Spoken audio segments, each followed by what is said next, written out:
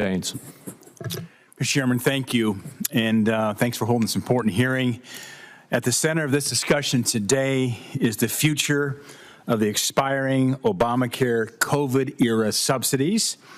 It's important to note that Democrats established these enhanced subsidies on a temporary and purely partisan basis during the pandemic under President Biden and elected to have them expire at the end of this year.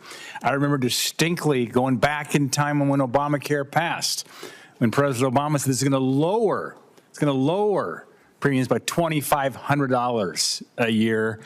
And we've seen certainly a cause and effect. We put in place Obamacare, and now we've seen health care in the exchange, which about 7% of the American people receive their health care that way, becoming completely unaffordable.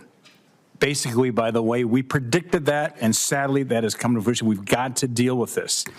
The current situation is entirely of the Democrats' own making, and Republicans, and frankly, both sides of the aisle should not perpetuate the mistakes that accelerated Obamacare's failures. Debate over the temporary COVID subsidies reveals a core underlying reality.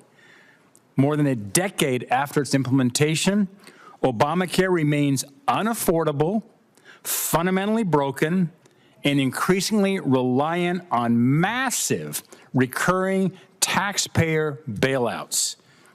The expiring pandemic subsidies bear little responsibility in the 20% average premium increase in non-group Obamacare plans for 26, but they do bear responsibility for distorting the market, increasing fraud and abuse, making Obamacare more dependent on taxpayers, raising health care costs over the long term, and worsening our budget deficit. In fact, making the enhanced subsidies permanent would cost taxpayers nearly $400 billion, amounting to a massive transfer of taxpayer dollars to insurance companies. I believe any path forward in this issue requires reforms that address the root causes of why. Why does Obamacare perpetuate high costs and instability, as well as a substantial growth in improper enrollment, in fraud, and in wasteful spending? In addition to permanent structural reforms to Obamacare, any path forward should expand access to and unleash free market, patient-centered solutions that President Trump championed during his first term, provide lower costs, more control, and better care for individuals. I think both sides should agree we need that, and we need it badly. Obamacare also represented a substantial departure from the Hyde Amendment's prohibition on taxpayer funding of elective abortion. It is imperative that any reforms explicitly restore the long-standing consensus that taxpayer dollars should not subsidize and facilitate health plans that cover elective abortions. Dr. Blaze, as you noted in your testimony, Obamacare has worsened the quality of individual market health insurance, substantially raised premiums and deductibles, and cost taxpayers hundreds of billions of dollars. In your view, what structural reforms to Obamacare would lower premium costs and reduce some of these inflationary pressures?